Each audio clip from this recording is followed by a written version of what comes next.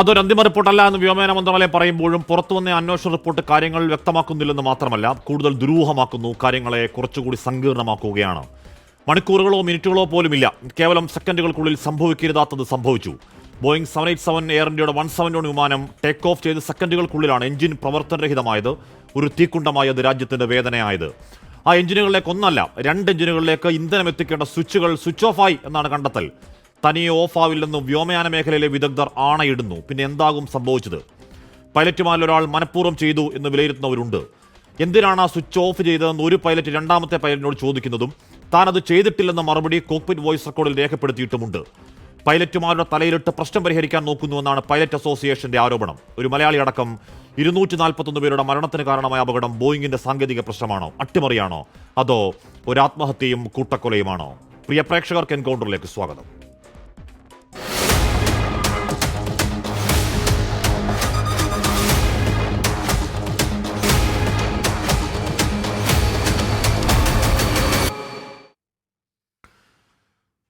Shri O V Maxis, captain Sasikumar, Shri Simon D'Cruz, doctor Mohan Varghese എന്നിവർ ചർച്ചയിൽ. ആദ്യം ഞാൻ ശ്രീ ക്യാപ്റ്റൻ ശശികുമാറിലേക്ക് പോകുന്നു. ശ്രീ ശശികുമാർ, താങ്കൾ ആ റിപ്പോർട്ട് വായിച്ചു എന്നാണ് എൻ്റെ അറിവ്, എന്നാണ് എൻ്റെ ധാരണ.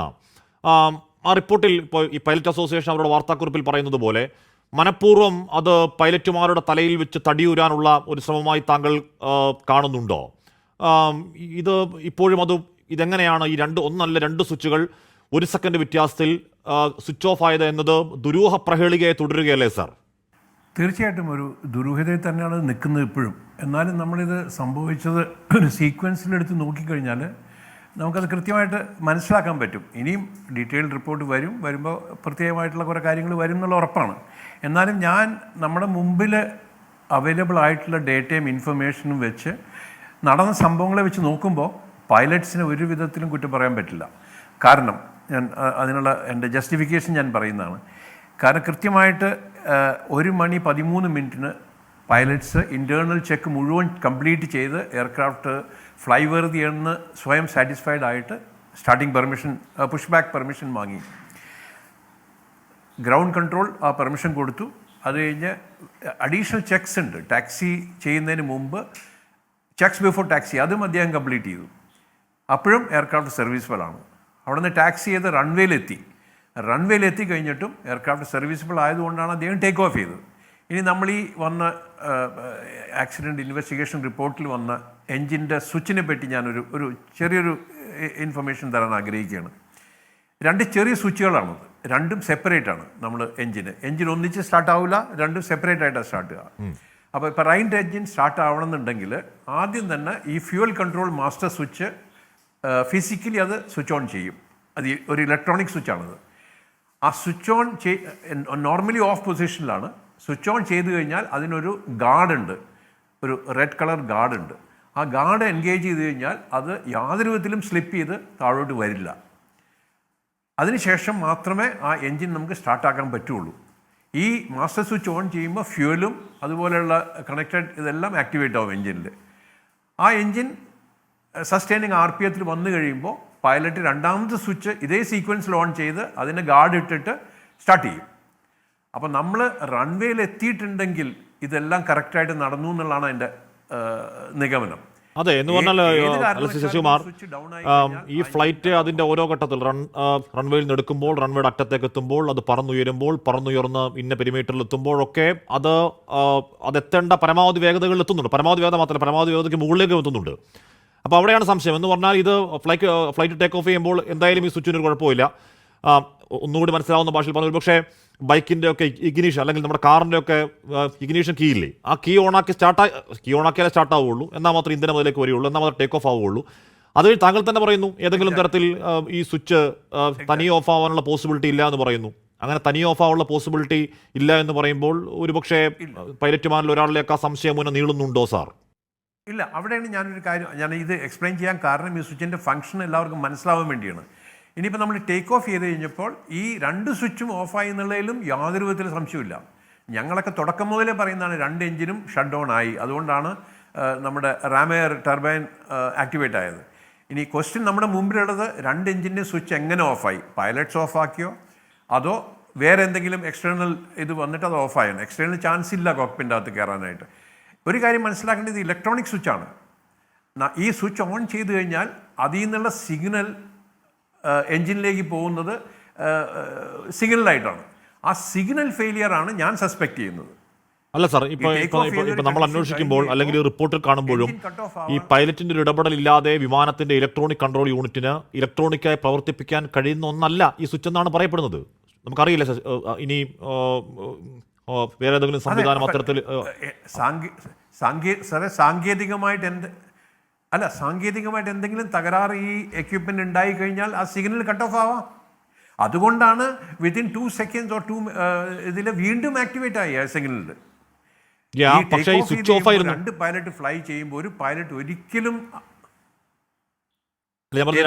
ഈ രണ്ട് സ്വിച്ചും ഓഫ് ആയിരുന്നു. പക്ഷേ അത് കഴിഞ്ഞ് കണ്ടെത്തുമ്പോൾ രണ്ട് സ്വിച്ചും ഓൺ ആയിരുന്നു. അതെന്താണ് ഓഫ് ആയിരുന്നു എന്ന് പറഞ്ഞാൽ അതിനുശേഷം കണ്ടെത്തുമ്പോൾ ഓൺ ആയിരുന്നു. അതിന് കാരണമെന്ന് പറയുന്നത് അത് അത് വീണ്ടും ഓൺ ആദ്യം ഒരു സ്വിച്ച്. ഇപ്പൊ നമ്മൾ ഈ സംസാരിക്കുന്നതിന് ഇത്രയും സംസാരിക്കുന്ന സമയം പോലും ഉണ്ടായിട്ടില്ല. എല്ലാം കേവലം സെക്കൻഡുകൾ കഴിഞ്ഞതാണ്. അതിനിടയിൽ ഈ മസിൽ മെമ്മറി എന്നൊക്കെ പറയുന്നത് പോലെ അവർക്ക് ചെയ്യാൻ കഴിയുന്ന കാര്യം അവർ കൃത്യമായി ചെയ്തിട്ടുണ്ട്, ഉറപ്പായും ചെയ്തിട്ടുണ്ട്. ഇത് എന്താണ് മറ്റേതെങ്കിലും അല്ല എന്നുണ്ടെങ്കിൽ അപ്പോൾ എന്തായാലും ഒരു ആക്ഷൻ അവിടെ ഉണ്ടായിട്ടുണ്ട്. അതോ ആ സ്വിച്ച് എന്താണ് അത് ഓഫ് പൊസിഷനിലേക്ക് പോവുകയും തിരികെ ഈ പറഞ്ഞ റൺ പൊസിഷനിലേക്ക് വരികയും ചെയ്തു.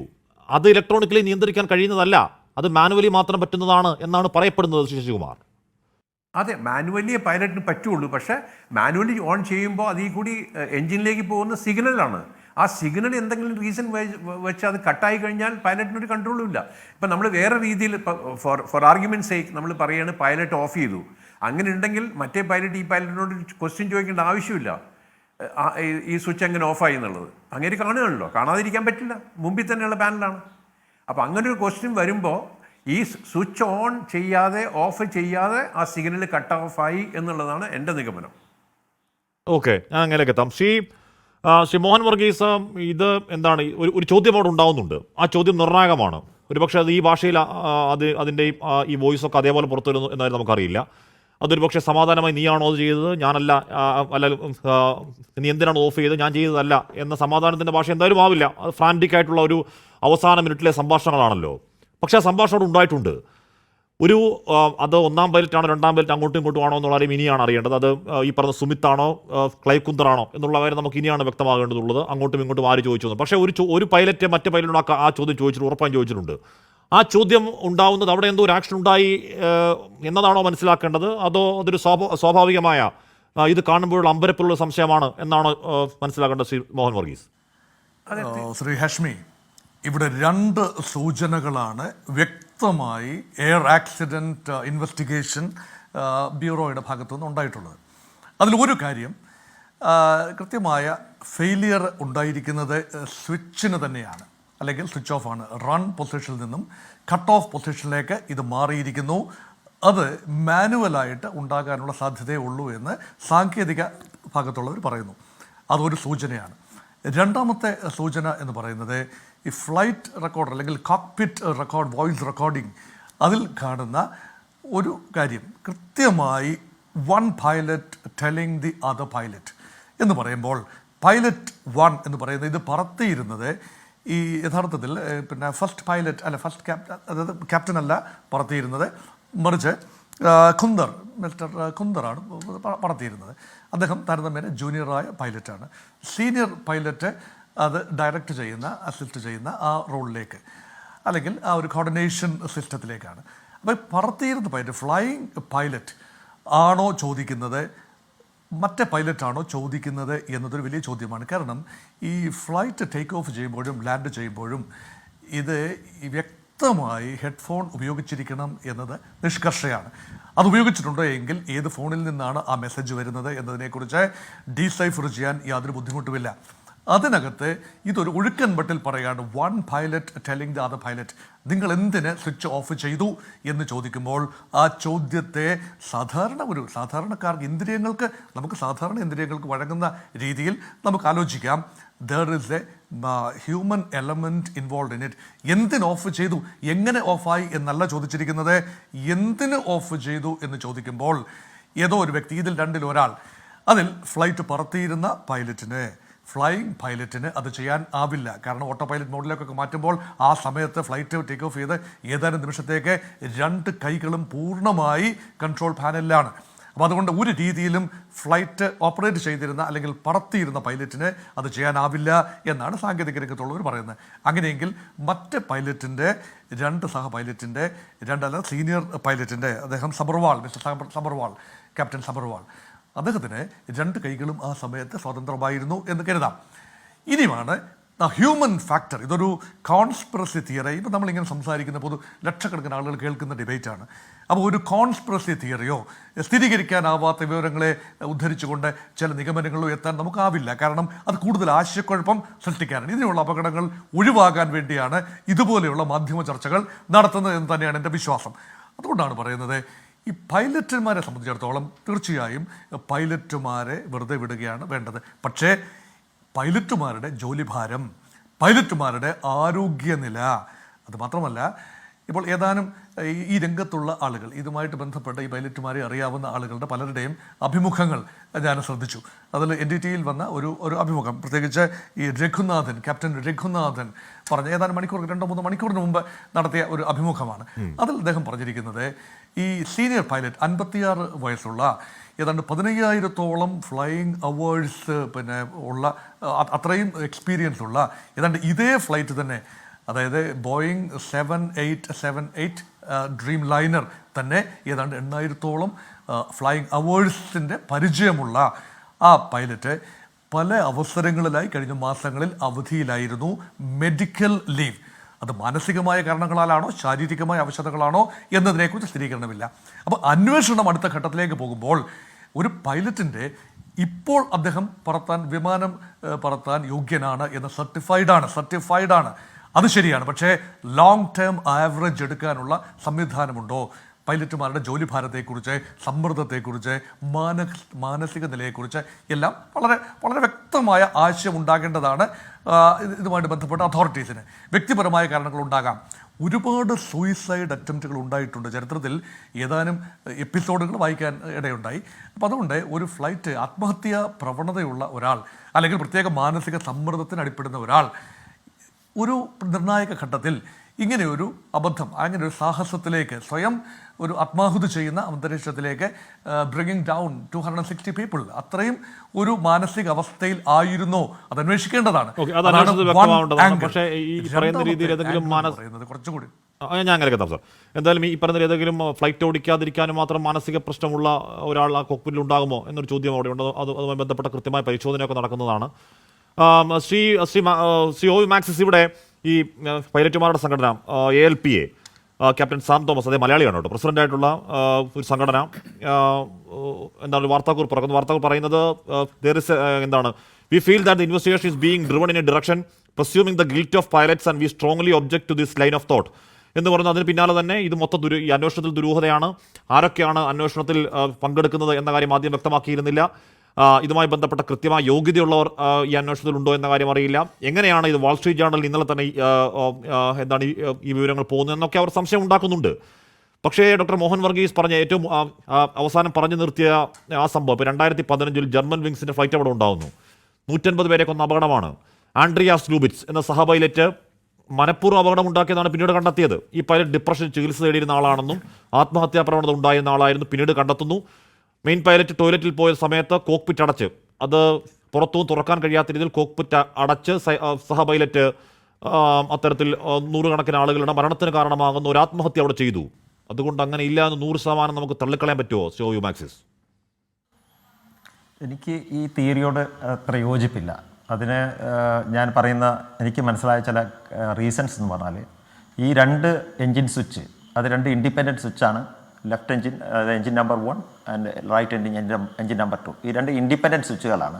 അത് ശശികുമാർ സാർ പറഞ്ഞ പോലെ അത് ഓപ്പറേറ്റ് ചെയ്യുന്നതിന് നമ്മൾ മാനുവലി അത് ഓപ്പറേറ്റ് ചെയ്യണം. അത് സ്പ്രിംഗ് ലോഡഡ് സ്വിച്ചാണ്. അത് സ്പ്രിംഗ് ലിഫ്റ്റ് ചെയ്തിട്ട് വേണം ആ പൊസിഷൻ മൂവ് ചെയ്യാൻ വേണ്ടിയിട്ട്. ഇത് 2 സ്വിച്ച് ഓപ്പറേറ്റ് ചെയ്ത് നമ്മുടെ ടൈം ഗ്യാപ്പ് ഒന്ന് നിങ്ങൾ ശ്രദ്ധിച്ച് നോക്കൂ. 1 സെക്കൻഡാണ്. 1 സെക്കൻഡ് എന്ന് പറഞ്ഞാൽ 2ഉം സൈമൾട്ടേനിയസ്ലി ഓപ്പറേറ്റ് ചെയ്യാൻ പറ്റില്ല എന്നുള്ളത് എല്ലാവർക്കും അറിയുന്ന കാര്യമാണ്. കാരണം 2ഉം 2 പൊസിഷനിലാണ് സ്വിച്ച് ഇരിക്കുന്നത്. അപ്പോൾ ഈ 1 സെക്കൻഡ് ഗ്യാപ്പിൽ നമ്മൾ ഫിസിക്കലി ഈ ലോക്ക് മെക്കാനിസം റിലീസ് ചെയ്തിട്ട് ഈ സ്വിച്ച് മാനിപ്പുലേറ്റ് ചെയ്യാൻ ഒരിക്കലും പറ്റുകയില്ല. പിന്നെ അതിനെ ജസ്റ്റിഫൈ ചെയ്യുന്ന റീസൺസ് പറഞ്ഞാൽ നെക്സ്റ്റ് എന്താ സംഭവിച്ചത്, ഈ ഇവർ എൻജിൻ ഫ്യൂവൽ സ്വിച്ച് ഓഫ് ആയെന്നുള്ള കാര്യം മനസ്സിലാക്കിയ ഉടനെ തന്നെ അത് കറക്റ്റീവ് ആക്ഷൻ എടുത്തു. 10 സെക്കൻഡാണ് എടുത്തിരിക്കുന്നത്. ആസ് പെർ ഈ ഇവരുടെ പ്രിലിമിനറി റിപ്പോർട്ട് പ്രകാരം 10 സെക്കൻഡിനുള്ളിൽ പൈലറ്റ് കറക്റ്റീവ് ആക്ഷൻ എടുത്തു. എൻജിൻ നമ്പർ 1 റൺ പൊസിഷനിലേക്ക് മാറ്റി. അത് കഴിഞ്ഞിട്ട് ഉടനെ 5 സെക്കൻഡോ എക്സാക്ട്ലി 5 സെക്കൻഡ് കഴിഞ്ഞപ്പോൾ എൻജിൻ നമ്പർ 2 അത് റൺ പൊസിഷനിലേക്ക് മാറ്റുന്നു. അതായത് അവിടെ വളരെ ഫ്രാൻറ്റിക്കായിട്ട് ചെയ്തിട്ട് പോലും 5 സെക്കൻഡ് സമയമെടുത്തു ഈ 2 സ്വിച്ച് ഓപ്പറേറ്റ് ചെയ്യാൻ വേണ്ടിയിട്ട്. അതിനേക്കാട്ടി കൂടുതൽ സമയമെടുക്കും ഈ സ്പ്രിങ് മെക്കാനിസം ഉള്ള സ്വിച്ച് അതിലേക്ക് എന്താണ് കട്ട് ഓഫ് പൊസിഷനിലേക്ക് വരാൻ വേണ്ടി. അതുകൊണ്ട് ഞാൻ ആ തിയറിയിൽ എനിക്ക് വിശ്വാസമില്ല. പക്ഷേ അതിനുള്ള സാധ്യതകൾ തള്ളിക്കളയാനല്ല. ഇത് ഇലക്ട്രോണിക്കലി കൺട്രോൾ ചെയ്യാൻ കഴിയില്ല എന്ന് പറയുന്നുണ്ട്. ഈ സ്വിച്ചുകൾ ഇലക്ട്രോണിക്കലി കൺട്രോൾ ചെയ്യാൻ കഴിയുന്ന ഒന്നല്ല. അത് പൈലറ്റുമാർ മാനുവലി ചെയ്യേണ്ടതാണ്. മാനുവലി ചെയ്യുന്നത് തന്നെ ഏതെങ്കിലും തരത്തിൽ അറിയാതെ കൈതട്ടിയാൽ തട്ടിപ്പോകുന്ന, അപ്പോൾ താങ്കൾ തന്നെ പറഞ്ഞ പോലെ ഏതെങ്കിലും കൈതട്ടിയാൽ തട്ടിപ്പോകുന്ന മട്ടിലല്ല അതിൻ്റെ നിർമ്മിതി. അത് അത്യാവശ്യം ബലം പ്രയോഗിച്ച് നമ്മുടെ ഭാഗത്തേക്ക് പൊക്കിയതിന് ശേഷം മാത്രമേ അങ്ങോട്ടും ഇങ്ങോട്ടും ആക്കാൻ പറ്റൂ എന്നുള്ളതാണ് ഒരു പൈലറ്റിനോട് പറഞ്ഞത്. അപ്പോൾ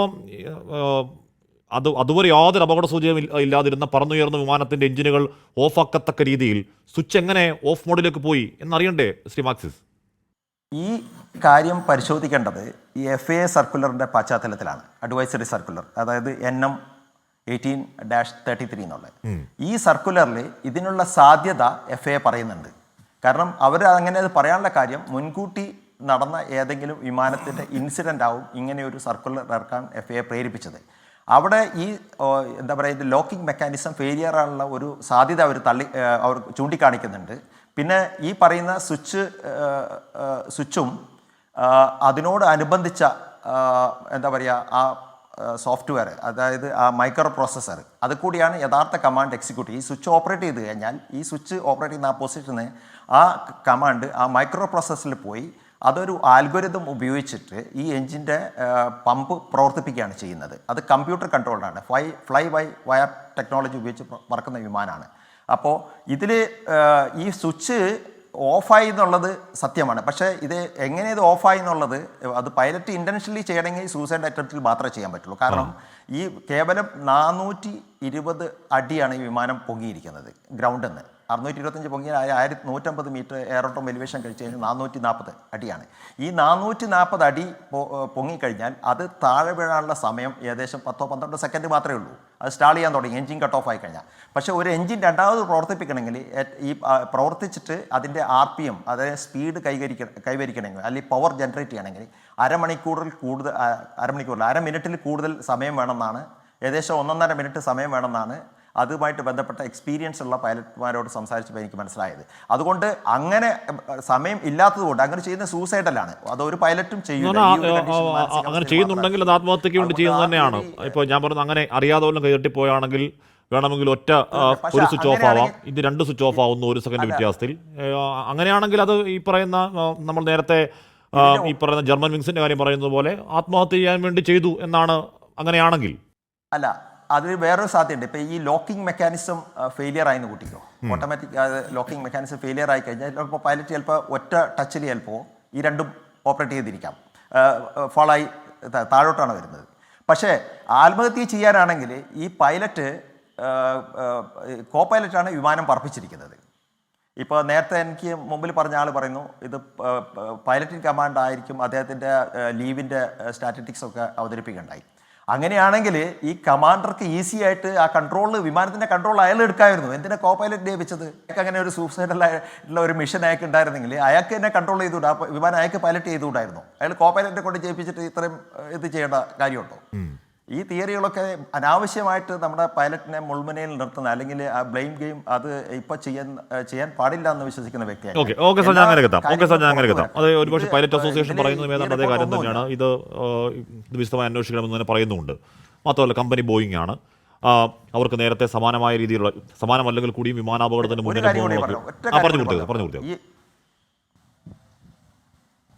അതായത് ഇതിൽ പറയുന്ന ഈ പൈലറ്റിൻ്റെ നേരെ വിരൽ ചൂണ്ടുന്ന ഏക ഒരു ഫാക്ടർ എന്ന് പറഞ്ഞാൽ ഒരു പൈലറ്റ് പറയുന്നത് why did you do it എന്ന് പറയുന്നു. അതിൻ്റെ യഥാർത്ഥത്തിൽ പറഞ്ഞ കോൺവെർസേഷൻ അല്ല നമുക്ക് ഈ റിപ്പോർട്ടിൽ വന്നിരിക്കുന്നത്, അതിൻ്റെ ഒരു ട്രാൻസ്ലേഷനാണ് തന്നിരിക്കുന്നത്, നമ്മൾ വായിച്ചിരിക്കുന്നത്. അതൊരു നാച്ചുറൽ റിയാക്ഷനാണ്. പെട്ടെന്ന് ഒരാൾ മാനിപ്പുലേറ്റ് ചെയ്യാതെ, ഫിസിക്കലി മാനിപ്പുലേറ്റ് ചെയ്യാതെ ഈ സ്വിച്ച് ഓഫ് ചെയ്യാനുള്ള അല്ലെങ്കിൽ കട്ട് ഓഫ് പൊസിഷനിൽ പോകാനുള്ള സാധ്യതയില്ല. അത് പൈലറ്റിന് അറിയാം. കോ പൈലറ്റും അത്യാവശ്യം എക്സ്പീരിയൻസ് ഉള്ള പൈലറ്റാണ്. അപ്പോൾ സ്വാഭാവികമായിട്ട് പെട്ടെന്ന് ഇത് കണ്ടപ്പോൾ അയാൾക്ക് സ്വാഭാവികമായി വന്ന് പോകുന്ന ഒരു ചോദ്യം മാത്രമാണ് അത്. അതിന് ആ പൈലറ്റ് പറഞ്ഞ മറുപടിയുണ്ട്. ഐ ഡിഡ് ഡു ഇറ്റ് എന്ന് പറയുമ്പോൾ he has not done it. മാത്രമല്ല നമ്മൾ റിപ്പോർട്ട് നോക്കിയാൽ ബാക്കി എല്ലാത്തിൻ്റെയും കൃത്യം സമയം പറയുന്നുണ്ട്. പക്ഷേ ഈ സംഭാഷണത്തിന്റെ എന്തിനാണ് നീ അത് ചെയ്തതെന്നും ഞാനത് ചെയ്തില്ല എന്നും പറയുന്ന സംഭാഷണത്തിന് സമയം പറയുന്നുമില്ല. അതുകൊണ്ട് അത് എപ്പോൾ പറഞ്ഞു എന്ന കാര്യം എല്ലാം കൂടെ കുറച്ച് സെക്കൻഡ് മാത്രമേ ഉള്ളൂ എന്ന് പറഞ്ഞു പോലും റിപ്പോർട്ടിലെ സമയം പറയുന്നില്ല. 10 സെക്കൻഡ് രണ്ടാമത് ഇവർ എഞ്ചിൻ പ്രവർത്തിപ്പിക്കാനുള്ള ശ്രമം ഉണ്ടെന്നാണ് ഞാൻ മനസ്സിലാക്കുന്നത്. അതായത് ഈ എഞ്ചിൻ പ്രവർത്തിപ്പിക്കാൻ ശ്രമിച്ചതിന് ശേഷമാണ് ഈ കോൺവെർസേഷൻ കോക്പിറ്റ് വോയിസ് റെക്കോർഡറിൽ റെക്കോർഡ് ചെയ്യപ്പെടും. പിന്നെ ഇതിന് വിഷ്വൽസ് ഒന്നും ഇല്ല. ശരിക്ക് അത് ആരാണ് പറഞ്ഞതെന്ന് വോയിസിന്റെ അനാലിസിസിലൂടെ മാത്രമേ തെളിയിക്കാൻ പറ്റുള്ളൂ. അത് ഏത് മൈക്ക് കൂടെ പറഞ്ഞാണെങ്കിൽ നേരത്തെ അദ്ദേഹം പറഞ്ഞ പോലെ ഏത് മൈക്കാണ് ഈ പർട്ടിക്കുലർ വോയിസ് ട്രാൻസ്മിറ്റ് ചെയ്ത് നമുക്ക് മനസ്സിലാക്കാൻ പറ്റും. ഇത് കോക്പിറ്റിലെ വോയിസ് റെക്കോർഡർ ആയതുകൊണ്ട് അവിടെയുള്ള എല്ലാ നോയ്സും അത് റെക്കോർഡ് ചെയ്യപ്പെടും. അതുകൊണ്ട് അത് തിരിച്ചറിയാൻ പറ്റില്ല. ആ ശബ്ദ വ്യത്യാസത്തിലൂടെ മാത്രമേ തിരിച്ചറിയാൻ പറ്റുള്ളൂ. സാധാരണ ഒരു പൈലറ്റ് വിമാനം പറപ്പിക്കുമ്പോൾ രണ്ടാമത്തെ പൈലറ്റാണ് സാധാരണ റേഡിയോ ഓപ്പറേറ്റ് ചെയ്യുക. അപ്പോൾ ഈ കേസിൽ റേഡിയോ മെയ്ഡേ കോളൊക്കെ ചെയ്തിട്ടുണ്ടാകുക ക്യാപ്റ്റൻ തന്നെയായിരിക്കണം. കാരണം അദ്ദേഹം ഫ്ലൈയിങ് പൈലറ്റ് അല്ലായിരുന്നു, മോണിറ്ററിംഗ് പൈലറ്റാണ്. ഞാൻ അങ്ങനെ എത്താം. ശ്രീ സൈമൺ ഡിക്രൂസ്, നമ്മൾ ആ വിമാനാപകടം ഉണ്ടായ ആദ്യ ദിവസം ചർച്ച ചെയ്യുമ്പോൾ താങ്കൾ പറഞ്ഞിരുന്നു ഏതെങ്കിലും തരത്തിൽ ബേഡ് ഹീറ്റിൻ്റെ ചാൻസ് താങ്കൾ കാണുന്നില്ലെന്നും ഇത് എഞ്ചിൻ തകരാറ് തന്നെയാണ് എന്ന് താങ്കൾ അന്ന് അനുമാനം പറഞ്ഞിരുന്നു. ശരിയാണ്, എഞ്ചിൻ തകരാറ് തന്നെയാണ്. പക്ഷേ എഞ്ചിൻ തകരാറ് സ്വാഭാവികമായി ഉണ്ടായതല്ല, അല്ലെങ്കിൽ സ്വാഭാവികമായി ഉണ്ടാവുന്ന പോലെ ഉണ്ടായതല്ല. അതിലേക്ക് ഏറ്റവും പ്രധാനമായി എത്തേണ്ട ഇന്ധനമൊഴുക്കുന്ന ആ സ്വിച്ച് അതുവരെ കൃത്യമായി പ്രവർത്തിക്കുകയും ആ സമയമായപ്പോൾ ഓഫാക്കുകയോ ചെയ്തു. ഇന്ധന സ്വിച്ചുകൾ ഒറ്റ സെക്കൻഡ് ഇടവേളയിൽ ഓഫ് ചെയ്യേണ്ട എന്തെങ്കിലും സാഹചര്യം അപ്പോൾ ഉണ്ടായിരുന്നുമില്ല. എന്തുണ്ടാകാനാണ് സാധ്യത എന്നാണ് താങ്കളുടെ ഇപ്പോഴത്തെ ഒരു അനുമാനം, ശ്രീ സൈമൺ ഡിക്രൂസ്? അപകടമുണ്ടായ സംഭവം തന്നെ നമുക്ക് എല്ലാവർക്കും വളരെയധികം ഞെട്ടലുണ്ടാക്കിയ ഒരു സംഭവമാണ്. ഈ അന്വേഷണ റിപ്പോർട്ട് വായിച്ചപ്പോൾ അതിലും വലിയൊരു ഞെട്ടലാണ് നമുക്കെല്ലാവർക്കും ഉണ്ടായിരിക്കുന്നത്. കാരണം നമ്മൾ ആരും തന്നെ ഇങ്ങനെ ഒരു സാധ്യത ഈ ഒരു അപകടത്തിൽ ഉണ്ടാകുമെന്ന് കരുതിയിട്ടില്ല. കാരണം ഈ ഫ്യൂവൽ സ്വിച്ച് യാതൊരു കാരണവശാലും അപകടപരമായിട്ട് അത് ഓഫാകാറില്ല, കൈ തട്ടിയോ. കാരണം നേരത്തെ ഉള്ള ചർച്ചയിൽ പറഞ്ഞതുപോലെ ഈ സ്വിച്ച് നമ്മൾ അറിഞ്ഞുകൊണ്ട് മാത്രമേ ഇത് പ്രവർത്തിക്കാനാവൂ. കാരണം ഇത് 2 or 3 വിരൽ ഉപയോഗിച്ച് പൊക്കിയതിന് ശേഷം മാത്രമേ ഇത് ഓപ്പറേറ്റ് ചെയ്യാവൂ. അപ്പോൾ അത് അറിയാതെ തട്ടിപ്പോകുന്ന ഒരു സംഭവം ഇതിനകത്തുണ്ടാകുന്നില്ല. അപ്പോൾ ഇത് ആരാണ് പൈലറ്റാണോ കോ പൈലറ്റിൻ്റെ കയ്യിൽ നിന്നാണോ ഒരു വീഴ്ച ഉണ്ടായത് ഇപ്പോൾ നമുക്ക് പറയാനുള്ള സാധ്യതയില്ല. കാരണം കുറച്ചുകൂടി കൂടുതൽ ഇത് സ്റ്റഡി ചെയ്യേണ്ടിയിരിക്കുന്നു. ഈ റിപ്പോർട്ടിൽ പറയുന്നത് one pilot asked the other pilot why you switched off. I didn't do it എന്ന് പറയുന്നു. ഇത് ആരോട് ചോദിച്ചതെന്ന് ഈസി ആയിട്ട് കോക്പിറ്റ് വോയിസ് റെക്കോർഡർ അല്ലെങ്കിൽ ഫ്ലൈറ്റ് ഡാറ്റ റെക്കോർഡർ അനലൈസ് ചെയ്താൽ മനസ്സിലാവും. കാരണം 2 പൈലറ്റും സെപ്പറേറ്റ് ആയിട്ടാണ് ഹെഡ്സെറ്റ് ഉപയോഗിക്കുന്നത്. ഹെഡ്സെറ്റിൽ കൂടിയാണല്ലോ സംഭാഷണങ്ങളെല്ലാം വരുന്നത്. അപ്പോൾ കോക്പിറ്റ് വോയിസ് റെക്കോർഡറോ അല്ലെങ്കിൽ ഫ്ലൈറ്റ് ഡാറ്റ റെക്കോർഡറോ ശരിയായിട്ട് അനലൈസ് ചെയ്യുമ്പോൾ ആരോട് ചോദിച്ചു എന്നുള്ളത് കൂടുതൽ പുറകെ നമ്മൾ മനസ്സിലാക്കും ആരാണ് ചോദിച്ചതെന്നുള്ളത്. പിന്നെ ഈ ആത്മഹത്യാ പ്രകടനത്തെക്കുറിച്ച് നമ്മൾ ഇപ്പോൾ പറയുന്നത് ശരിയല്ല എന്നാണ് എനിക്ക് തോന്നുന്നത്. കാരണം എന്ന് പറഞ്ഞാൽ അതിൽ കൂടുതൽ പരിശോധന ഉണ്ടാവേണ്ടതുണ്ട്. ഏതെങ്കിലും തരത്തിൽ ഇലക്ട്രോണിക്കലി തന്നെ ഈ സ്വിച്ചുകൾ ഓഫായി പോകാനുള്ള സാധ്യത ഉണ്ടോ എന്ന സംശയമൊക്കെ ദൂരീകരിക്കപ്പെടണം. ഞാൻ അങ്ങനെയൊക്കെ എത്താം. സർ, ക്യാപ്റ്റൻ ശശികുമാർ, അങ്ങനെ ഒരു തോട്ട് ഓഫ് ഉണ്ട്, തിയറി ഉണ്ട്. പിന്നെ ഒരു കാര്യം പറയാൻ ആഗ്രഹിക്കുന്നത്, വളരെ നാളായിട്ട് ഈ ഏവിയേഷൻ സേഫ്റ്റിയിലുള്ള ആവശ്യപ്പെടുന്ന ഒരു സംഗതിയാണ് ഈ കോക്പിറ്റ് വോയിസ് റെക്കോർഡർ ഉള്ളതുപോലെ തന്നെ കോക്പിറ്റ് വീഡിയോ റെക്കോർഡർ വേണമെന്നുള്ളത്. പക്ഷേ എയർലൈൻ പൈലറ്റ് അസോസിയേഷൻ്റെ ശക്തമായ എതിർപ്പ് കാരണം അത് ഇതുവരെ എല്ലാ ട്രാൻസ്പോർട്ട് വിമാനങ്ങളിൽ വെക്കാൻ കഴിഞ്ഞിട്ടില്ല. അമേരിക്കൻ കോൺഗ്രസിലും FAA-യിലും വളരെയധികം ശക്തമായ ഒരു ആവശ്യം ഉണ്ടായിട്ടുണ്ട്. പക്ഷേ എയർലൈൻ പൈലറ്റിൻ്റെ ശക്തമായിട്ടുള്ള ഇടപെടൽ കൊണ്ട് ഇതുവരെ അത് സാധിച്ചിട്ടില്ല. ഓക്കെ, അങ്ങനെ ഒരു കോക്പിറ്റ് വീഡിയോ റെക്കോർഡ് ഉണ്ടായിരുന്നെങ്കിൽ കുറച്ചുകൂടി എളുപ്പമായിരുന്നു എന്നാണ് താങ്കൾ പറയുന്നത്. ശരിയുമാണ്, ശരി, അത് കുറച്ചുകൂടി വ്യക്തമായിരുന്നു. പക്ഷേ എന്ന് പറയുമ്പോൾ പോലും നമുക്ക് അടുത്ത കാലത്തുണ്ടായ വിമാനാപകടങ്ങളിൽ ഇത്രത്തോളം ദൃശ്യങ്ങളുള്ള മറ്റൊരു വിമാനാപകടം എന്ന് പറഞ്ഞാൽ അത് നമ്മുടെ ഒരു പയ്യൻ ഒരു വിദ്യാർത്ഥി അത് ചിത്രീകരിക്കുകയും ഒക്കെ പറന്നുയരുന്നതിൻ്റെ ഒക്കെ ദൃശ്യങ്ങളൊക്കെ ഉണ്ട്. താനും അത് അന്വേഷണം എന്താണ് അന്വേഷണത്തെ ഹെൽപ്പ് ചെയ്യേണ്ടതുമാണ്. ഞാൻ അങ്ങനെയൊക്കെ എത്താം. ക്യാപ്റ്റൻ ശശികുമാർ, ഇവിടെ ഈ പൈലറ്റ് അസോസിയേഷൻ പറയുന്നത് യോഗ്യതയില്ലാത്തവർ അന്വേഷിച്ചു എന്ന സംശയം അവർ പറയുകയാണ്. ഇപ്പം ഇത്ര വലിയൊരു അപകടം ഉണ്ടായിട്ട് എന്തുകൊണ്ടാണ് ഉറപ്പായും അന്വേഷിക്കുന്നത് യോഗ്യതയുള്ളവർ തന്നെയാകും എന്ന കാര്യത്തിൽ തർക്കമുണ്ടോ? എന്തുകൊണ്ടാണ് അങ്ങനെ ഒരു ഇപ്പോൾ ഈ രണ്ട് പൈലറ്റുമാരുടെ സംഭാഷണം അതിൽ വന്നതുകൊണ്ട് ഒരു മുൻകൂർ ജാമ്യം എടുക്കുകയാണോ പൈലറ്റ്മാരുടെ സംഘടന? ശ്രീ ശശികുമാർ. ഹാഷ്മി, ആ പൈലറ്റ് അസോസിയേഷൻ്റെ ആ റിമാർക്കിനോട് ഞാൻ ഒട്ടും യോജിക്കുന്നില്ല. കാരണം എന്നെ സംബന്ധിച്ചിടത്തോളം ഇതിൽ ഉണ്ടായിരുന്ന ആളുകളെല്ലാം കോമ്പറ്റൻ്റ് ആണ്. അതുപോലെ നമ്മുടെ ആക്സിഡൻറ്റ് ഇൻവെസ്റ്റിഗേഷൻ ടീം ഒരിക്കലും അങ്ങനെ ഒരു വിവരമില്ലാത്ത ആൾക്കാരെ ആ ടീമിൽ വെക്കില്ല എന്ന് ഉറപ്പാണ്. അത് മാത്രമല്ല, പാരലലി അമേരിക്കയുടെ ഇൻവെസ്റ്റിഗേഷൻ ടീമും ഇത് ഇൻവെസ്റ്റിഗേറ്റ് ചെയ്യുന്നുണ്ട്. ഇപ്പോൾ രണ്ടുപേരുടെ റിപ്പോർട്ട് നമ്മൾ സെപ്പറേറ്റ് ആയിട്ട് നോക്കിക്കഴിഞ്ഞാൽ രണ്ടും ഒരേ ലൈനിലാണ് പോകുന്നത്. അപ്പോൾ അതുകൊണ്ട് ആ ഒരു ഹാഷ്മി പറഞ്ഞ മാതിരി ഒരു മുൻകൂർ ജാമ്യം അത് മാത്രമായിട്ട് ഞാൻ കണക്കാക്കുന്നുള്ളൂ. പിന്നെ ഡോക്ടർ മോഹൻ സർ പറഞ്ഞ ഒരു ഹെൽത്ത് ഇഷ്യൂ, അതങ്ങനൊരു കണ്ടിന്യൂസ് ആയിട്ട് ഇദ്ദേഹം ക്യാപ്റ്റൻ സൗരഭാൾ റിപ്പോർട്ട് സിക്ക് ചെയ്തിട്ടുണ്ടെങ്കിൽ അതിൻ്റെ ഒരു സിസ്റ്റമാറ്റിക് അനാലിസിസ് വേണം. അത് എന്തുകൊണ്ടാണ് അദ്ദേഹം കണ്ടിന്യൂസ് ആയിട്ട് മെഡിക്കൽ റിപ്പോർട്ട് ചെയ്തിരുന്നത്. പക്ഷേ എൻ്റെ അറിവനുസരിച്ചിട്ടും എൻ്റെ പ്രാക്ടിക്കൽ എക്സ്പീരിയൻസ് അനുസരിച്ചിട്ടും one of the toughest medical examination ഏവിയേഷനിലാണ്. കാരണം എല്ലാ വർഷവും ഡീറ്റെയിൽ മെഡിക്കൽ എക്സാമിനേഷൻ ഉണ്ട്. അതോടൊപ്പം തന്നെ എല്ലാ ദിവസവും ഫ്ലൈറ്റിന് മുമ്പ് നമുക്ക് ദി കമ്പനി ഡോക്ടറിൻ്റെ സർട്ടിഫിക്കറ്റ് മേടിക്കണം. നമ്മൾ സ്വയം ഇപ്പോൾ പൈലറ്റിന് അസുഖം തോന്നിക്കഴിഞ്ഞാൽ ദർ ഇസ് എ പ്രൊവിഷൻ. അങ്ങനെയൊക്കെ പറയാം, I am not feeling well എന്ന് പറഞ്ഞാൽ ഓൾട്ടർനേറ്റ് ആയിട്ടുള്ള സ്റ്റാൻഡ് ബൈ പൈലറ്റിനെ അവർ ആക്ടിവേറ്റ് ചെയ്യും. അങ്ങനെ ഒരു കമ്പൽഷൻ ഇല്ല. ഫ്ലൈറ്റ് ഡ്യൂട്ടി ടൈം ലിമിറ്റ് എന്ന് പറഞ്ഞുകൊണ്ട് civil aviation requirement regulator lay on ചെയ്തിട്ടുണ്ട്. നമുക്ക് ഒരു വർഷം എത്ര ഫ്ലൈ ചെയ്യാം, ഒരു മാസം എത്ര ഫ്ലൈ ചെയ്യാം, എല്ലാം കൃത്യമായിട്ട് ചെയ്തിട്ടുണ്ട്. അതിനെക്കുറിച്ചൊക്കെ നമുക്ക് ചിന്തിക്കേണ്ട ആവശ്യമില്ല. പിന്നെ സൂയിസൈഡ് തിയറി ഞാൻ കംപ്ലീറ്റ്ലി റൂൾ ഔട്ട് ചെയ്യണം. കാരണം അങ്ങനെ ഒരു സൂയിസൈഡ് മെൻറ്റാലിറ്റി ഉണ്ടായിരുന്നെങ്കിൽ ഒരു റിക്കവറി ആക്ഷൻ അവർ ഇനീഷ്യേറ്റ് ചെയ്യില്ല. എന്തിനാണ് ചെയ്യണത്? ആത്മഹത്യ ചെയ്യാനുള്ള ആൾ, പിന്നെ ഇത് ആത്മഹത്യ ചെയ്യാൻ കടലിൽ പോണ ആൾ മഴ വരുമ്പോൾ കുട പിടിച്ചു പോകണം എന്നുള്ള ഒരു തിയറിയാണ് അവിടെ വരുന്നത്. അതൊരു പക്ഷേ ഒരു പൈലറ്റിന്റെ ശ്രമമാണെങ്കിലോ ധൈര്യമായിട്ട് പറയാം. ഞാൻ പറഞ്ഞത് നമ്മൾ ഈ പറയുന്ന നോക്കുക അസംഷൻസ് ആണ്, നമുക്ക് കൃത്യമായ കാര്യങ്ങൾ ഇനിയും വരേണ്ടതുണ്ട്. പക്ഷേ ഇതാകെ ഇപ്പോൾ ആ സംഭാഷണം അത് ഉൾപ്പെടുത്തിയിട്ടുണ്ട്. Why did you do that എന്നൊരു സംഭാഷണം അത് ഉൾപ്പെടുത്തി, ഞാൻ ചെയ്തിട്ടില്ല എന്ന് മറ്റാളുടെ മറുപടിയും അതിൽ വരുന്നുണ്ട്.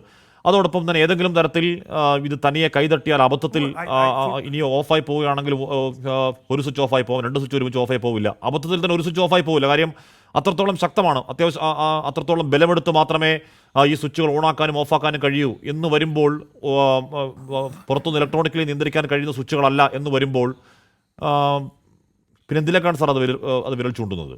ശശികുമാർ.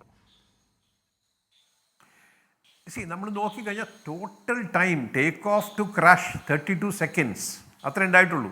അതിനിടയിൽ ഈ നമുക്ക് എല്ലാവരും അഗ്രി ചെയ്യുന്നൊരു കാര്യമുണ്ട്, ഈ സ്വിച്ച് ഓഫ് ആയത് ടേക്ക് ഓഫിന് ശേഷമാണെന്നുള്ളൊരു സംശയമില്ല. 3 സെക്കൻഡ് ടേക്ക് ഓഫിന് ശേഷമാണ് സ്വിച്ച് ഓഫ് ആയത്. ആ ഓഫ് ആവണമെങ്കിൽ പൈലറ്റ് മാനുവലി ചെയ്തിട്ടുണ്ടെങ്കിൽ കോ പൈലറ്റാ ചെയ്തിട്ടുണ്ടെങ്കിൽ പൈലറ്റ് കാണാതിരിക്കില്ല, പൈലറ്റാ ചെയ്തിട്ടുണ്ടെങ്കിൽ കോ പൈലറ്റ് കാണാതിരിക്കില്ല. ഇവിടെ കോ പൈലറ്റാണ് ഫ്ലൈ ചെയ്തത്. അപ്പോൾ ചാൻസ് അങ്ങനെ ചെയ്യാൻ പൈലറ്റിൻ്റെ സൈഡിൽ നിന്നാണുള്ളത്. അങ്ങനെ പൈലറ്റ് എപ്പോഴും ലെഫ്റ്റ് സൈഡിലായിരിക്കുന്നത്. അപ്പോൾ ആ ഒരു ചാൻസ് വളരെ വളരെ റിമോട്ടാണ്, എന്നാലും റൂൾ ഔട്ട് ചെയ്യുന്നില്ല. പക്ഷേ ഒരു ചോദ്യം ഒരു പൈലറ്റ് ഭാഗത്ത് ഉണ്ടാകുന്നുണ്ട്. അതൊരു സാധാരണ ചോദ്യമാണോ? സാധാരണ അങ്ങനെ ഉണ്ടാകുമ്പോൾ ആരെങ്കിലും ചെയ്യാതെ അത് ആ സ്വിച്ച് ആ പൊസിഷനിലേക്ക് വരില്ല എന്ന് ഉറപ്പുകൊണ്ടല്ലേ ആ ചോദ്യം ഉണ്ടാകുന്നത്? അവസാന നിമിഷത്തെ ചോദ്യങ്ങളാണെങ്കിലും. ശശികുമാർ. കറക്റ്റ്, അതെ കറക്റ്റ് മിസ്റ്റർ ഹാഷ്മി. രണ്ട് കാര്യങ്ങളുള്ളൂ. ഒന്ന്, ഒരാൾ ഡെലിബറേറ്റ് ആയിട്ട് അത് ഓഫ് ചെയ്യണം. 2, ആക്സിഡൻ്റലായിട്ട് അത് ഓഫ് ആവണം. ഈ 2 കണ്ടീഷനേ ഉള്ളൂ. വേറെ ഒരു തേർഡ് കണ്ടീഷനോടെ വരുന്നേ ഇല്ല. അപ്പോൾ ഒരു സൂയിസൈഡ് തിയറി അതിൽ ഞാൻ നോക്കുന്നില്ല. പിന്നെ അയാൾ ഓഫ് ചെയ്ത് എന്തുകൊണ്ടാണെന്നുള്ളത് നമുക്ക് അങ്ങനെ ഓഫ് ചെയ്തിട്ടുണ്ടെങ്കിൽ ഇല്ലയെന്ന് ഞാൻ ധൈര്യമായിട്ട് പറയാം. ഇതിൻ്റെ ഡീറ്റെയിൽഡ് ഇൻവെസ്റ്റിഗേഷൻ വരുമ്പോൾ നമ്മൾ എല്ലാം വീണ്ടും കാണും. ധൈര്യമായിട്ട് പറയാൻ പറ്റും പൈലറ്റിന്റെ സൈഡിൽ യാതൊരു വിധത്തിലുള്ള ഇന്റർഫിയറൻസ് ഉണ്ടായിട്ടില്ല. നമുക്ക് എന്തായാലും അതിന്റെ പൂർണ്ണ അന്വേഷണ റിപ്പോർട്ട് പുറത്തേക്ക് വരട്ടെ. ശ്രീ മോഹൻ വർഗീസ്, ഇവിടെ ഈ പറയുന്ന ഒരു ആത്മഹത്യ എന്ന് പറഞ്ഞാൽ സംശയിക്കുന്നതിന് കുറ്റം പറയാൻ കഴിയില്ല. കാരണം എന്ന് പറഞ്ഞാൽ ഇതിന് മുൻപ് അത്തരത്തിൽ പൈലറ്റുകൾ ആത്മഹത്യ ചെയ്യാൻ വേണ്ടി ഒക്കെ ഈ പണി ചെയ്തിട്ടുള്ളത് കാരണം പൂർണ്ണമായില്ല എന്ന് നമുക്ക് പറയാൻ കഴിയില്ല. പക്ഷേ കമ്പനി ബോയിങ് ആണ്. ഞാൻ കുറച്ച് പിന്നിലേക്ക് പോകണം. 2018 ഒക്ടോബർ 28-ന് ലയൺ എയർലൈൻസിൻ്റെ ബോയിങ് 737 വിമാനം, അത് 737 ആണ്, ജക്കാർത്തയിൽ തകരുന്നു. ഇന്ത്യക്കാരൻ പൈലറ്റായിരുന്നു, ഭവ്യ സുനേജ എന്നാണ് പേര്. അന്ന് ബോയിങ് 737 ബ്രാൻഡ് ന്യൂ വിമാനമാണ്, ഏതെങ്കിലും തരത്തിൽ സുരക്ഷാ പ്രശ്നങ്ങളില്ലാത്തൊരു വിമാനമാണ്. പൈലറ്റുമാരുടെ പ്രശ്നമാണെന്ന് സ്ഥാപിക്കാൻ ബോയിങ് അന്ന് കൊണ്ടുപിടിച്ച് ശ്രമിച്ചു. ഈ പറഞ്ഞ വാർത്താ സമ്മേളനങ്ങളും വാർത്താക്കുറിപ്പുകളൊക്കെ ആയി. അവസാനം അന്വേഷണത്തിൽ കണ്ടെത്തിയത് എംകാസ് എന്ന് പറയുന്ന സോഫ്റ്റ്വെയർ തകരാറാണ് അപകടത്തിന് കാരണമായതെന്നാണ്. തമാശ എന്താണെന്ന് വെച്ചാൽ, അങ്ങനെ ഒരു സോഫ്റ്റ്വെയർ ആ 737 വിമാനത്തിൽ ഉണ്ടെന്നോ അതിനെന്തെങ്കിലും തകരാറ് സംഭവിച്ചാൽ എന്താണ് ചെയ്യേണ്ടതെന്നോ പൈലറ്റുമാരോട് പറഞ്ഞിട്ടില്ല ബോയിങ്. അത് പുറത്തു കൊണ്ടുവന്നത് ഇന്നലെ ഈ വാർത്ത പുറത്തുവിടുന്ന അതേ വാൾ സ്ട്രീറ്റ് ജേണലാണ് കേട്ടോ. ആ സംഭവം, ആ എപ്പിസോഡ് അവിടെ കഴിയുന്നത് വലിയ ചർച്ചയായി. എന്തുകൊണ്ട് ഈ ബോയിങ് ഈ സോഫ്റ്റ്വെയറിനെ പറ്റി പൈലറ്റുമാരുടെ പറഞ്ഞില്ല, പഠിപ്പിച്ചില്ല എന്ന കാര്യം. 19 മാസങ്ങൾ കഴിയുന്നു. 2019 മാർച്ച് 10-ന് എത്യോപ്യൻ എയർലൈൻസിൻ്റെ ബോയിങ് 737, ഇതേ വിമാനം 737 മാക്സ് വിമാനം ആഡിസ് അബാബയിൽ തകർന്നു വീഴുന്നു. അപ്പോഴും ബോയിങ് പറഞ്ഞു കുറ്റമാണ്, ഇത് എത്യോപ്യയിലെ പൈലറ്റുമാരുടെ പ്രശ്നമാണെന്ന് ബോയിങ് പറഞ്ഞു. അന്വേഷണത്തിൽ കണ്ടെത്തി അതേ എംകാസ് സോഫ്റ്റ്വെയർ പ്രശ്നം. പക്ഷേ ഇക്കുറി ആ പ്രശ്നം തിരിച്ചറിഞ്ഞ പൈലറ്റുമാർ ബോയിങ് പരിഹാരമായി പറഞ്ഞു കൊടുത്ത രീതിയിൽ എല്ലാ കാര്യങ്ങളും ചെയ്തു. എംകാസ് സിസ്റ്റം ഓഫ് ചെയ്തു. വിമാനം അമിത വേഗതയിൽ കുതിച്ച് നിയന്ത്രണം നഷ്ടപ്പെട്ട് തകർന്നു, ആളുകൾ മരിച്ചു. അത് കഴിഞ്ഞാണ് ലോകമൊട്ടാകെയുള്ള ഈ പറയുന്ന 357 ബോയിങ് 737 മാക്സ് ഗ്രൗണ്ട് ചെയ്യാൻ, അത് പിൻവലിക്കാൻ അന്നത്തെ അമേരിക്കൻ പ്രസിഡന്റ് ട്രംപ് ഉത്തരവിടുന്നു. ഒരു കനേഡിയൻ പൗരൻ കേസുമായി പോയി. ഇന്നാണ് യാദൃശ്ചികവശാൽ അല്ലെങ്കിൽ സാന്ദർഭികവശാൽ ഇന്നാണ് ആ കനേഡിയൻ പൗരന് ഭീമൻ നഷ്ടപരിഹാരം കൊടുത്ത് ബോയിങ് അതിലെ വിചാരണ ഒഴിവാക്കിയെടുത്തു. അതുകൊണ്ട് ബോയിങ് ആണ്. അതുകൊണ്ട് പൈലറ്റുമാരുടെ തലയിൽ കെട്ടിവെക്കാനുള്ള നീക്കം നടക്കുന്നു എന്ന് പൈലറ്റുമാർ സംശയിച്ചാൽ പഴിക്കാൻ പറ്റുമോ ശ്രീ മോഹൻ വർഗീസ്?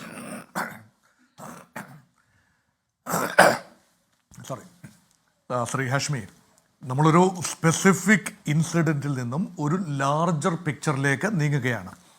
ഈ ലാർജർ പിക്ചർ നോക്കുമ്പോൾ there are multiple stakeholders. ഈ അപകടവുമായി ബന്ധപ്പെട്ട് ഒരു വിശാല അർത്ഥത്തിൽ ഈ ജീവൻ നഷ്ടപ്പെട്ട 260 പേര് തന്നെയാണ് ഡയറക്റ്റ് സ്റ്റേക്ക് ഹോൾഡേഴ്സ്. പിന്നെയുള്ള സ്റ്റേക്ക് ഹോൾഡേഴ്സിൽ ഏറ്റവും പ്രധാന സ്ഥാനത്തുള്ളത് ബോയിങ് കമ്പനിയാണ്. ബോയിങ് കമ്പനി നിലവിൽ വലിയ പ്രതിസന്ധി ആഗോളതലത്തിൽ നേരിടുന്നു, ക്രെഡിബിലിറ്റി ക്രൈസിസ് നേരിടുന്നു. അവരുടെ ബഹിരാകാശ ദൗത്യങ്ങൾ പലതും പരാജയപ്പെടുന്നു. സ്പേസ് എക്സിൻ്റെ ഉൾപ്പെടെ സഹായം തേടേണ്ടി വരുന്നു. അതൊരു വശം. 2 എയർബസിൽ നിന്നും ശക്തമായ വെല്ലുവിളി നേരിടേണ്ടി വരുന്നു. ഇവിടെ നോക്കൂ, ഈ ഒരു മോഡൽ വിമാനം, അതായത് ബോയിങ് 787 ഡ്രീം ലൈനർ, ആ ഡ്രീം ലൈനറിന് ഇതുവരെ ഒരു ഡ്രീം റണ്ണാണ് ഉണ്ടായിട്ടുള്ളത്. 2011 ലോഞ്ച് ചെയ്യുകയും 2014 എയർ ഇന്ത്യയുടെ ഭാഗമായി മാറുകയും ഒക്കെ ചെയ്ത 10-14 വർഷത്തെ പാരമ്പര്യമുള്ള ആ ഒരു കമ്പനി, ആ ഒരു മോഡൽ, ആദ്യമായിട്ടാണ് ഈ തരത്തിലുള്ള ഒരു അപകടം ഉണ്ടാകുന്നത്. അപ്പോൾ ഇങ്ങനെ ഒരു അപകടം ഉണ്ടാകുന്നത് മാനുഫാക്ചറിങ് ഡിഫക്റ്റ് അല്ലെങ്കിൽ ലോങ് ടേം നോട്ട് ചെയ്യാതിരുന്ന ഒരു ഡിഫക്റ്റ് അതിപ്പോൾ സർഫസ് ചെയ്യുന്നു എന്ന പ്രതീതി വന്നാൽ ബോയിങ് കമ്പനിക്ക് വലിയ ക്രെഡിബിലിറ്റി, ഈ മോഡലിന് മാത്രമല്ല കമ്പനിയുടെ തന്നെ വലിയ ക്രെഡിബിലിറ്റി ക്രൈസിസ് ഉണ്ടാകും. അതുകൊണ്ടാണ് നേരത്തെ ഇവിടെ സൂചിപ്പിച്ചതുപോലെ Boeing company will do everything possible to put the blame on the pilots. അല്ല, അതാണ് ഞാൻ പറഞ്ഞത്. എന്ന് പറഞ്ഞാൽ ഇപ്പോൾ 737 എന്ന വിമാനത്തിന് എംകാസ് എന്നൊരു സോഫ്റ്റ്വെയർ ഉണ്ട് എന്നുള്ള കാര്യം മാനുവലിൽ എവിടെയോ അതിൻ്റെ എംകാസ് അതിൻ്റെ മൊണോവർ അങ്ങനെ എന്തോ ആണ് അതിൻ്റെ ഫുൾ ഫോം. ആ ഫുൾ ഫോം എഴുതി വെച്ചിരിക്കുന്നു. അല്ലാതെ ഇത് വിമാനത്തിൻ്റെ ഏറ്റവും പ്രധാനപ്പെട്ട പ്രയോറിറ്റിയായി വരുന്നൊരു സോഫ്റ്റ്വെയർ ആണ് എന്ന കാര്യം ബോയിങ് പൈലറ്റുമാരോട് പറഞ്ഞിട്ടില്ല. എന്ന് പറഞ്ഞാൽ ഫ്രണ്ടിൽ ഒരു ആൻറ്റിന പോലെ ഒന്നും ഉണ്ടാകും, അതെന്തോ ആറ്റിറ്റ്യൂഡോ ഈ പറയുന്ന ഇതിൻ്റെ ഫ്ലൈറ്റ് നേരെയാണോ പിന്നാലെയാണോ എന്ന് മനസ്സിലാക്കുന്ന ഒരു സോഫ്റ്റ്വെയർ ആണ്. അത് മനസ്സിലാക്കി ഫ്ലൈറ്റിനെ നേരെയാക്കുന്ന ഒരു സോഫ്റ്റ്വെയർ ആണ് എംകാസ് എന്ന് പറയുന്ന സോഫ്റ്റ്വെയർ. ശ്രീ മോഹൻ വർഗീസ്, അതിൽ സംഭവിച്ചെന്താണെന്ന് അറിയാം. അതിൽ സംഭവിച്ചത് ഈ സോഫ്റ്റ്വെയർ പിഴവായി വർക്ക് ചെയ്തു, ഇല്ലാത്ത പ്രശ്നമുണ്ട് എന്ന് പൈലറ്റുമാരെ തെറ്റിദ്ധരിപ്പിച്ചു. ഇവർക്ക് എന്താണെന്ന് മനസ്സിലാക്കാൻ കഴിഞ്ഞില്ല. ആദ്യം ജക്കാർത്ത വിമാനത്തിൽ, രണ്ടാമത് ഈ അപകടമുണ്ടായി, വലിയ ചർച്ചയുണ്ടായി, വാൾ സ്ട്രീറ്റ് ജേണലിൽ വാർത്തകളൊക്കെ പുറത്തു കൊണ്ടുവന്നു. അതിനുശേഷം ബോയിങ് എംകാസ് സംഭവിച്ചാൽ എന്ത് ചെയ്യാം എന്ന് പൈലറ്റുമാരോട് എന്തോ പറഞ്ഞു കൊടുത്തു. അങ്ങനെ ചെയ്തിട്ടും ഒന്നും സംഭവിച്ചില്ലെന്ന് മാത്രമല്ല, അമിത വേഗതയിൽ പോയി ഇടിച്ചു തകർന്നു. ഓർത്തു നോക്കണം, വിമാനത്തിലെ ഏറ്റവും പ്രധാനപ്പെട്ട സോഫ്റ്റ്വെയറിനെ പറ്റി പൈലറ്റുമാരോട് മറച്ചു വെച്ചവരാണ് ബോയിങ്. അതുകൊണ്ട് ഈ ബോയിങ് 787-ൻ്റെ ഈ ഇന്ധന സ്വിച്ച് തനിയെ ഓഫ് ആവില്ല എന്ന് എന്ത് ഉറപ്പ് നമുക്കുണ്ട്? ഇലക്ട്രോണിക്കലി ഓഫ് ആവില്ല എന്ന് എന്ത് ഉറപ്പ് നമുക്കുണ്ട് ശ്രീ മോഹൻ വർഗീസ്? ഒരു ഉറപ്പുമില്ല ഹാഷ്മി. കാരണം ഞാൻ ഇതിനെ ഒരു കോൺസ്പിറസി തിയറി ആയിട്ട് ദയവായി എടുക്കരുത്. പക്ഷേ ഞാനൊരു കാര്യം പറയട്ടെ, പേജർ സ്ഫോടനത്തിലൂടെ ഹിസ്ബുള്ളയുടെ നേതൃത്വത്തെ വലിയ രീതിയിൽ സമ്മർദ്ദത്തിലാക്കാൻ ഇസ്രയേലിന് കഴിയും എന്ന് ആരെങ്കിലും ആ സ്ഫോടനം നടക്കുന്നതിന് മുൻപ് പറഞ്ഞിരുന്നെങ്കിൽ തമാശയായി എഴുതി തള്ളുമായിരുന്നു. ഏതെങ്കിലും ഭ്രാന്ത് പറയുന്നു എന്ന് പറയുമായിരുന്നു. പക്ഷേ അത് സംഭവിച്ചിരിക്കുന്നു. അപ്പോൾ വിദൂര സംവേദന സംവിധാനങ്ങൾ, റിമോട്ട് കൺട്രോൾ മെക്കാനിസം, ഇലക്ട്രോണിക് സിഗ്നലുകളെ നിയന്ത്രിക്കാനുള്ള സംവിധാനങ്ങൾ ടെക്നിക്കലി അവൈലബിൾ ആണ്. അപ്പോൾ ഇത് ഇലക്ട്രോണിക്കലി ട്രാൻസ്മിറ്റ് ചെയ്യുന്ന മെസ്സേജുകളാണ് എങ്കിൽ തീർച്ചയായും അതിനുള്ള സാങ്കേതിക വിദ്യ ഇന്ന് ലോകത്തുണ്ട്. അല്ലെങ്കിൽ ഒരു സ്പൈ നെറ്റ്വർക്കിൻ്റെ ഭാഗമായി അത് ഡെവലപ്പ് ചെയ്തെടുക്കാൻ സാധിക്കും. അത് ഒരുപക്ഷെ ബോയിങ്ങിനും അറിയാം. അത് സോഫ്റ്റ്വെയറുമായി ബന്ധപ്പെട്ട കാര്യമാണ്, ഇലക്ട്രോണിക് സിഗ്നൽ സംവിധാനവുമായി ബന്ധപ്പെട്ട കാര്യമാണ്. ഈ പോസിബിലിറ്റി എല്ലാം എയർ സേഫ്റ്റിയുമായി ബന്ധപ്പെട്ട് ഇങ്ങനെയൊക്കെയുള്ള കാര്യങ്ങൾ ഉണ്ടാകും എന്ന അറിവ് ഉണ്ടാകണം. അത് പൈലറ്റുമാർക്കും അത് ഹാൻഡിൽ ചെയ്യണം. അത് മാത്രമല്ല, ഇവിടെയൊക്കെയോ കമ്മ്യൂണിക്കേഷൻ ലാഗ് ഉണ്ടായിട്ടുണ്ട്. അത് ഡെലിബറേറ്റ് ആണോ മനഃപൂർവ്വമായി പൈലറ്റ് സമൂഹത്തിൽ നിന്നും അതായത് നമുക്കറിയാവുന്ന ശ്രീ ഹാഷ്മി, ഒരു കാർ ഓടിക്കുന്ന ഡ്രൈവർക്ക് അറിഞ്ഞുകൊള്ളണമെന്നില്ല കാറിൻ്റെ എൻജിനുള്ളിലെ കാര്യങ്ങൾ എങ്ങനെയാണ് വർക്ക് ചെയ്യുന്നത്, എന്തെല്ലാം ഗ്ലിച്ചസ് ആണ് ഉണ്ടാകുന്നത് എന്ന് പൂർണ്ണമായി അറിഞ്ഞുകൊള്ളണമെന്നില്ല. ഡ്രൈവിംഗ് ലൈസൻസ് കൊടുക്കുന്ന സമയത്ത് വാഹനം നിയന്ത്രിക്കാൻ അറിയാമോ, റോഡ് റൂൾസ് അറിയാമോ, അത് മാത്രമാണ് അവിടെ പ്രോബബ്ലി ചെക്ക് ചെയ്യുന്നത്. അപ്പോൾ പൈലറ്റിൻ്റെ കാര്യം അങ്ങനെയല്ല. കുറച്ചുകൂടി സാങ്കേതിക വിദഗ്ധരാണ് പൈലറ്റുമാർ, ടെക്നിക്കലി സ്കിൽഡ് ആണ്, പ്രൊഫഷണലി എക്വിപ്ഡ് ആണ്. മനോനില മാത്രമല്ല, എല്ലാ രീതിയിലും അവർ ഫുള്ളി ഫിറ്റാണ്. കാരണം എയർബോൺ ഒബ്ജക്റ്റ് ആയി കഴിയുമ്പോൾ ഈ ഫ്ലൈയിങ് ഒബ്ജക്റ്റ് തീർച്ചയായും പൂർണ്ണമായി കൺട്രോളിലായിരിക്കണം. അതിന് ഒരു ഒമിഷനും വരാനാവില്ല. അവിടെ ബോയിങ്ങിലേക്ക് തന്നെയാണ് വീണ്ടും വിരൽ ചൂണ്ടുന്നത്. അപ്പോൾ ഇനിയാണ് രണ്ടാമത്തെ ഘട്ടത്തിലേക്ക് വരേണ്ടത്. ഇവിടെ ഞാൻ നേരത്തെ സ്റ്റേക്ക് ഹോൾഡേഴ്സിനെ കുറിച്ച് സൂചിപ്പിച്ചല്ലോ. ഒരു സ്റ്റേക്ക് ഹോൾഡർ ബോയിങ് ആണ്. ബോയിങ്ങിന് ഏത് രൂപത്തിലും മുഖം രക്ഷിക്കേണ്ട ആവശ്യമുണ്ട്. രണ്ടാമത്തെ സ്റ്റേക്ക് ഹോൾഡേഴ്സ്. അപ്പോൾ ഇത് എന്തുകൊണ്ട് ഇങ്ങനെ ഏതെങ്കിലും രീതിയിൽ ഒരു ഹ്യൂമൻ ഇൻ്റർവെൻഷൻ അട്ടിമറി ശ്രമം തള്ളിക്കളഞ്ഞിരിക്കുകയാണ്. ഇപ്പോൾ ഇൻവെസ്റ്റിഗേഷൻ ഈ റൗണ്ടിൽ അട്ടിമറി ശ്രമം തള്ളിക്കളഞ്ഞിരിക്കുകയാണ്. പക്ഷേ സിഗ്നലിംഗ് ഫെയിലിയർ സ്വാഭാവികമായി ഉണ്ടായതല്ല, ഡെലിബറേറ്റായി ഉണ്ടായ സിഗ്നലിംഗ് കൊണ്ടാണ് സ്വിച്ച് ഓഫ് ആയത്. അല്ലെങ്കിൽ റൺ മോഡിൽ നിന്നും സ്വിച്ച് ഓഫ് മോഡിലേക്ക് അത് മാറിയത് ബാഹ്യ നിയന്ത്രണ സംവിധാനങ്ങളുടെ സഹായത്തിലാണെങ്കിൽ deliberately there is an intervention from outside the aircraft may be. അതെന്തുകൊണ്ട്? അപ്പോൾ ഹ്യൂമൻ എയർ മാറ്റി നിർത്തുക. അങ്ങനെയെങ്കിൽ അതിനകത്തൊരു വെസ്റ്റഡ് ഇൻട്രസ്റ്റ് ഉണ്ടാകാം. അതിന് പിന്നിൽ പ്രവർത്തിച്ചത് ആരെ? എന്തായിരുന്നു? Who is the target? What is the target? What was the motive? അവിടെയാണ് ഗുജറാത്ത്. ഇത് സംഭവിച്ചിരിക്കുന്നത് അഹമ്മദാബാദ് വിമാനത്താവളത്തിലാണ്. ഗുജറാത്താണ്. പ്രധാനമന്ത്രി നരേന്ദ്രമോദിയുടെ, ആഭ്യന്തരമന്ത്രി അമിത്ഷായുടെ തട്ടകമാണ്. 1. 2, ഓപ്പറേഷൻ സിന്ധൂർ നടന്നതിന് ശേഷം വലിയ രീതിയിലുള്ള സെക്യൂരിറ്റി കൺസേൺസ് ആൻഡ് ചെക്സ് നടക്കുന്നൊരു സമയമാണ്. നമ്മൾ ടർക്കിഷ് ടെക്നിക്കൽ സ്റ്റാഫിൻ്റെ മെയിൻ്റനൻസിന് ചുമതലയുള്ള 737-ഉം 777-ഉം എയർക്രാഫ്റ്റിൻ്റെയൊക്കെ മെയിൻ്റനൻസ് ചുമതലയുണ്ടായിരുന്ന ടർക്കിഷ് കമ്പനിയെ ഇന്ത്യ മാറ്റുക ഉണ്ടായി. കാരണം അത് ടർക്കി എടുത്ത ചില നിലപാടുകൾ, പാകിസ്ഥാൻ അനുകൂലമായി എടുത്ത ചില നിലപാടുകൾ. ഇവിടെ ഒരു ടർക്കിഷ് ഇൻവോൾവ്മെൻ്റ് ഉണ്ട് എന്ന് സ്ഥാപിക്കാൻ ശ്രമിക്കുകയല്ല ചെയ്യുന്നത്. മറിച്ച് ഒരു അന്വേഷണത്തിൻ്റെ പരിധിയിൽ ഏതെങ്കിലും രീതിയിൽ ഒരു പെനിട്രേഷൻ ഉണ്ടായോ, 787-ൻ്റെ മെയിൻ്റനൻസ് ഡിപ്പാർട്ട്മെൻറ്റുമായി ബന്ധപ്പെട്ട് ഏതെങ്കിലും രീതിയിൽ പുറത്തുനിന്ന് ടർക്കിഷ് അല്ലെങ്കിൽ പാകിസ്ഥാൻ അല്ലെങ്കിൽ വേറെ ഏതെങ്കിലും ഇൻവോൾവ്മെൻ്റ് ഉണ്ടായിട്ടുണ്ടോ, അവർ പ്ലാന്റ് ചെയ്ത ഏതെങ്കിലും ഡിവൈസസ് ഉണ്ടായിരുന്നിട്ടുണ്ടോ, അല്ലെങ്കിൽ സിഗ്നലുകളെ നിയന്ത്രിക്കാനുള്ള സംവിധാനങ്ങൾ പ്ലാന്റ് ചെയ്തിട്ടുണ്ടോ? നമുക്കത് നമ്മൾ കോൺസ്പിറസിയുടെ പരമാവധിയിലേക്ക് നമ്മൾ പോവാണ്. ഇപ്പോൾ ഈ പറയുന്ന എന്താണ് ഈ തുർക്കിഷ് ആംഗിൾ അന്ന് തന്നെ വന്നതാണ്. അപ്പോൾ തുർക്കി പറഞ്ഞ 2024-25 എയർ ഇന്ത്യയും ടർക്കിഷ് കമ്പനിയും തമ്മിൽ കരാറുണ്ടായിരുന്നു. പക്ഷേ B777 ടൈപ്പ് വൈറ്റ് ബോഡി വിമാനങ്ങൾ മാത്രമാണ് അറ്റകുറ്റപ്പണി ഉണ്ടായതെന്ന് പറഞ്ഞു. 787 ബോയിങ് അത് സ്ഥിരീകരിച്ചതുമാണ്. ഏതെങ്കിലും തരത്തിൽ മറിച്ചൊന്നും നമ്മുടെ രാജ്യവും പറഞ്ഞിട്ടില്ല. അതുകൊണ്ട് നമുക്ക് ഏതളവിൽ ആ കോൺസ്പിറസി തിയറിയോട് പോകാൻ കഴിയുമെന്ന് അറിയില്ല. എന്തായാലും ഒരു കാര്യം ഉറപ്പാണ്, ഞാൻ നേരത്തെ പറഞ്ഞ എംഗാസ് എന്ന് പറയുന്ന സോഫ്റ്റ്വെയറിൻ്റെ കാര്യം. ആ സോഫ്റ്റ്വെയർ ആദ്യഘട്ടത്തിലൊക്കെ ഈ സോഫ്റ്റ്വെയറിനെ പറ്റി ഈ സോഫ്റ്റ്വെയർ പ്രശ്നമാണ് എന്ന് പറയുന്നില്ല. പിന്നീടാണ് ഈ പറഞ്ഞ ഫ്ലൈറ്റ് റെക്കാർ കിട്ടുന്നത്. പിന്നീട് മാത്രമാണ് ഈ ബോയിങ് ഈ പറഞ്ഞ എംഗാസ് സോഫ്റ്റ്വെയറിനെ പറ്റി പറയുന്നത്. പിന്നെ വാൾ സ്ട്രീറ്റ് ജേണൽ അതിൻ്റെ മുന്നണി പോരാളിൽ നിന്നു. എന്നിട്ട് വാൾ സ്ട്രീറ്റ് ജേണലിനോട് ഈ ബോയിങ്ങിലെ ഒരു പ്രധാനപ്പെട്ട ഉദ്യോഗസ്ഥൻ പറയുന്നത്, ഞങ്ങൾ പൈലറ്റുമാർക്ക് എംഗാസ് പറഞ്ഞു കൊടുത്തിട്ടില്ല, അവർക്കതിന് ട്രെയിനിങ് കൊടുത്തിട്ടില്ല, അങ്ങനെ ഒരു കാര്യം ഉള്ളതായി പോലും അവരോട് പറഞ്ഞിട്ടില്ല. പിന്നീടാണ് എംഗാസ് നമ്പർ 1 പ്രയോറിറ്റി ആവുന്നതും പിന്നീടാണ് ശ്രദ്ധയിലേക്ക് വരുന്നതും. അങ്ങനെ ബോയിങ് മറച്ചു വെക്കുന്ന എന്തെങ്കിലും ഉണ്ടോ ഈ 787 എന്നുള്ളതൊക്കെ അന്വേഷണത്തിൽ വ്യക്തമാകേണ്ടതാണ്. മാക്സിസം, ഞാൻ നേരത്തെ പറഞ്ഞ 737-ൻ്റെ ഈ പറയുന്ന സോഫ്റ്റ്വെയർ തകരാറ് കഴിഞ്ഞ വർഷവും 737 വർഷം ഉണ്ടായി. എന്ന് പറഞ്ഞാൽ ഫ്യൂസലേജ് പ്രശ്നം ഉണ്ടായി, പിന്നെയും ഒരിക്കൽ കൂടി അത് ഗ്രൗണ്ട് ചെയ്തു, പിന്നെയും അതിൻ്റെ പണികളൊക്കെ ഉണ്ടായി. ശ്രീ മാക്സിസ്, ഈ 737 ഈ ഡൊണാൾഡ് ട്രംപ് ആദ്യം അമേരിക്കൻ പ്രസിഡന്റ് ആകുമ്പോൾ അത് ലോകത്ത് എല്ലായിടത്തുമുള്ള 737 താഴെ ഇറക്കണമെന്ന് ആവശ്യപ്പെടുമ്പോൾ 387 737 മാത്രമാണ്. ഈ 787 1140 ചില്ലുവാനം 787കൾ ആഗോളമായി ഉണ്ട്. അത് ഗ്രൗണ്ട് ചെയ്യാൻ പറയുകയാണെങ്കിൽ ഒരുപക്ഷെ ബോയിങ്ങിൻ്റെ നിലനിൽപ്പിന് അപകടത്തിലാവുന്ന രീതിയിലേക്ക് അത് മാറും. അതുകൊണ്ട് ബോയിങ്ങിനെ നിഷ്കളങ്കമാറ്റി നിർത്താൻ കഴിയില്ല. ശ്രീ മാക്സിസ്, ബോയിങ്ങിനെ നിശിതമായി തന്നെ ഈ വിഷയത്തിൽ നോക്കേണ്ടതുണ്ടാകും. അവർ മറച്ചുവെച്ച ചരിത്രമുള്ളവരാണ്, ഇതിലും മറച്ചു വെക്കുന്നുണ്ടോ എന്ന് നോക്കേണ്ടതുണ്ടാകും. അതിന് ഒരു ഭരണകൂടത്തിൻ്റെ ഒരു ഭരണകൂടത്തിൻ്റെ നോട്ടം തന്നെ ഉണ്ടാകും. കാര്യം ബോയിങ്ങിൻ്റെ ഏറ്റവും വലിയ പിന്തുണക്കാർ അമേരിക്കൻ ഗവൺമെൻറ്റാണ്, ട്രംപാണ്. ശ്രീ മാക്സിസ്, തീർച്ചയായിട്ടും ഈ സീരിയസ് ആയി സംഭവിക്കുന്ന അപകടങ്ങൾ, അതായത് ഇൻസിഡൻസ്, ബോയിങ് വിമാനങ്ങളുമായിട്ട് ബന്ധപ്പെട്ട ഒരുപാട് ഇൻസിഡൻസ് ഈ അടുത്ത കാലഘട്ടത്തിൽ സംഭവിക്കുകയുണ്ടായി.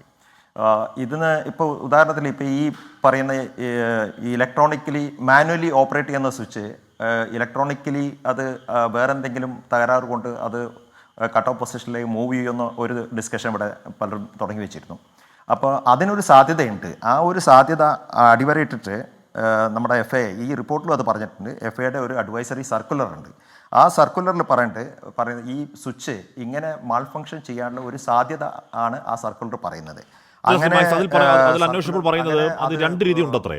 എന്ന് പറഞ്ഞാൽ, ഒന്ന് മാൻഡേറ്ററി ആയി നിർബന്ധമായി നിങ്ങൾ ചെയ്യണം, ചെയ്തില്ലെങ്കിൽ ഈ ഫ്ലൈറ്റ് ഉയരാൻ അനുവദിക്കില്ല എന്ന് നിർബന്ധ സാധ്യത പറയുന്നു. രണ്ട്, അഡ്വൈസറി ആയി ഇത് നോക്കണം, ഒരു നിർദ്ദേശ രൂപയാണോ ഉപദേശ രൂപയാണോ പറയുന്നത്. ഇതിൽ ഈ പറയുന്ന സ്വിച്ചിന്റെ കാര്യം അഡ്വൈസറി ആണെന്നാണ് പറയുന്നത്. അതെ, അഡ്വൈസറി ആണ്, അല്ലാതെ പറയുന്നില്ല. ആ അഡ്വൈസറി ആണെങ്കിൽ ഒരു സേഫ്റ്റി കൺസേൺ ഉള്ളത് കൊണ്ടാണ് FAA അങ്ങനെ ഒരു അഡ്വൈസറി ഇട്ടത്. ആ സ്വിച്ച് ഇങ്ങനെ ലോക്ക് പൊസിഷൻ അല്ലാതെ തന്നെ അത് അപ്പ് ആൻഡ് ഡൗൺ മൂവ് ചെയ്യാനുള്ള ഒരു സാധ്യത അതിൽ കാണുന്നുണ്ട്. അതുകൊണ്ടാണ് അഡ്വൈസറീസ് അത് പറയുന്നത്. അതുകൂടാതെ ആ സ്വിച്ച് റീപ്ലേസ് ചെയ്യാനുള്ള ഒരു റെക്കമെൻഡേഷൻസ് FAA പറയുന്നുണ്ട്. അപ്പോൾ ഈ സ്വിച്ച് മാൾ ഫങ്ഷൻ ചെയ്യൂല എന്ന കാര്യത്തിൽ യാതൊരു ഉറപ്പുമില്ല. അത് ചെയ്തിരിക്കാം. ഇവിടെ അതിനുള്ളൊരു സാധ്യത എഴുതി തള്ളാൻ പറ്റുകയില്ല. പിന്നെ MCASനെ കുറിച്ച് പറയുണ്ടായല്ലോ. MCAS ആദ്യത്തെ ഒരു ഇൻസിഡൻറ്റ് ഉണ്ടായപ്പോൾ അന്ന് ബോയിങ് പറഞ്ഞത് ഇത് പൈലറ്റുമാരുടെ ട്രെയിനിങ്ങിലുള്ള അപര്യാപ്തത മൂലമാണ് അങ്ങനെ സംഭവിച്ചത്, സിസ്റ്റത്തിന് കുഴപ്പമൊന്നുമില്ലാതെ. പിന്നീട് എത്യോപ്യയിൽ ഒരു ക്രാഷ് ഉണ്ടായപ്പോഴാണ് അവർക്ക് ബോധ്യമായിട്ട് ഒരു പ്രശ്നമുണ്ട്, സീരിയസ് പ്രശ്നമുണ്ട് എന്നുള്ളത്. അത് ഓട്ടോമാറ്റിക് പിച്ച് കൺട്രോളിങ് മെക്കാനിസമാണ്. ഒരു പൈലറ്റ് ഒരു പരിധിയിലപ്പുറം അതിൻ്റെ ആറ്റിറ്റ്യൂഡ് പിച്ച് കൂട്ടിക്കഴിഞ്ഞാൽ അത് സിസ്റ്റം, അപ്പോൾ അതിൻ്റെ ക്ലൈംബ് റേറ്റ് കുറയും. അപ്പോൾ അത് സിസ്റ്റം മോണിറ്റർ ചെയ്തിട്ട് അതിനെ ക്ലൈംബ് എഡ്ജിൻ്റെ പവർ സഫീഷ്യൻ്റ് അല്ലെങ്കിൽ അതിനെ വീണ്ടും നോസ് ഡൈവ് ചെയ്തിട്ട് കറക്റ്റ് ചെയ്യുന്ന ഒരു സിസ്റ്റമാണ്. അങ്ങനെ കണ്ടിന്യൂസ് ആയിട്ട് റിപ്പീറ്റഡ് ആയിട്ട് പൈലറ്റ് നോസ് അപ്പ് ചെയ്തു, സിസ്റ്റം വീണ്ടും നോസ് ഡൗൺ ചെയ്തു. അങ്ങനെ അപ്പ് ആൻഡ് ഡൗൺ ആ പ്രോസസ്സ് റിപ്പീറ്റഡ് ആയിട്ട് ഇങ്ങനെ സംഭവിച്ചിട്ട് അവസാനം എയർക്രാഫ്റ്റ് ക്രാഷ് ചെയ്താണ്ടായത്. അത് വിമാനവുമായി ബന്ധപ്പെട്ട ഏറ്റവും പ്രധാനപ്പെട്ട സോഫ്റ്റ്വെയർ ആണ് ഈ പറഞ്ഞ MCAS. അതിനെപ്പറ്റി പൈലറ്റുമാരോട് പറഞ്ഞിട്ടില്ല എന്ന് പറയുന്നത് ബോയിങ് തന്നെയാണ്. അപ്പോൾ എൻ്റെ സംശയം, ഈ 787-ൽ പൈലറ്റുമാരോട് പറയാത്ത, നമുക്കൊന്നും അറിയാത്ത എന്തൊക്കെ സംവിധാനം എങ്ങനെയൊക്കെ ആർക്കറിയാം ശ്രീ മാക്സിസ്? അത് നമുക്ക് പറയാൻ പറ്റില്ല. അത് പക്ഷേ സ്വാഭാവികമായിട്ട് ഒരു വിമാനം വാങ്ങിക്കുമ്പോൾ അതിൻ്റെ ട്രെയിനിങ് മോഡ്യൂളും കൂടി അതിൽ ഉൾപ്പെടുത്താറുണ്ട് സാധാരണ. അതൊക്കെ പൈലറ്റ്സൊക്കെ എന്താ പറയുക, സിമുലേറ്ററിലും ആക്ച്വൽ സിറ്റുവേഷൻ സർക്കംസ്റ്റൻസിലൊക്കെ ട്രെയിനിങ് അണ്ടർഗോ ചെയ്യാറുണ്ട്. അപ്പോൾ അതിൻ്റെ പര്യാപ്തതയൊന്നും നമുക്കിപ്പോൾ അതിനെപ്പറ്റിയൊന്നും കമൻറ്റ് ചെയ്യാൻ പറ്റില്ല. പക്ഷേ ഇവിടെ അങ്ങനെ ആ സ്വിച്ചിൻ്റെ ഒരു ഫെയിലിയറിനുള്ള സാധ്യത നമുക്ക് എഴുതി തള്ളാൻ പറ്റുകയില്ല എന്ന് മാത്രമാണ് ഞാൻ പറയുന്നത്. പിന്നെ ഇതിൽ വേറൊരു കാര്യം എന്ന് പറഞ്ഞാൽ, ഈ കോ പൈലറ്റ് ഫ്ലൈ ചെയ്യുമ്പോൾ RT ഹാൻഡിൽ ചെയ്യുന്ന മെയിൻ പൈലറ്റാണ്.